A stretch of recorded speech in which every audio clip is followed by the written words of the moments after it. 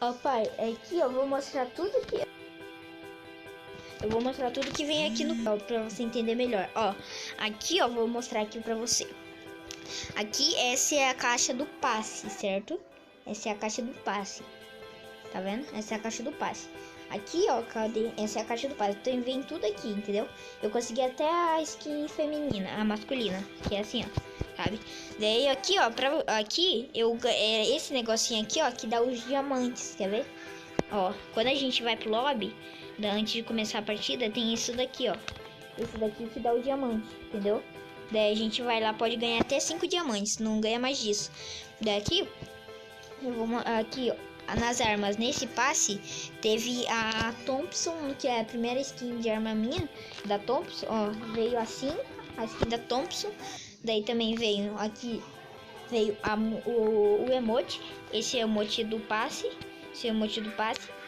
Essa é a mochila do passe. Eu achei bem bonitinha ela. Daqui vem a caixa de loot dele, do passe. A prancha dele, que é do passe, é muito legal. O paraquedas, que mais? Veio o Jeep e a skin do carro. O fundo do avatar aqui em cima. Aqui em cima. Daí quer ver? Daqui insígnia, tá. Só deixa eu equipar. Tá. Daí aqui, ó. Aqui, ó, pra você ver, ó. Aqui, ó, tá vendo isso aqui, ó? Esse negocinho está embaixo da ranqueada. Então, ele tá amarelinho, é os que eu recarreguei. Os que eu não recarreguei, eles ficam brancos, entendeu? E aqui, ó, vou mostrar pra você as coisas. Ó, pra você ver, os diamantes são muito caros, ó.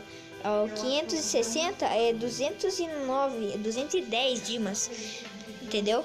Daí eu peguei aqui, ó, o cofre, a skin dele, a skin completa. Daí vem a skin do feminino, que eu achei bem, mais ou menos, bem legalzinha.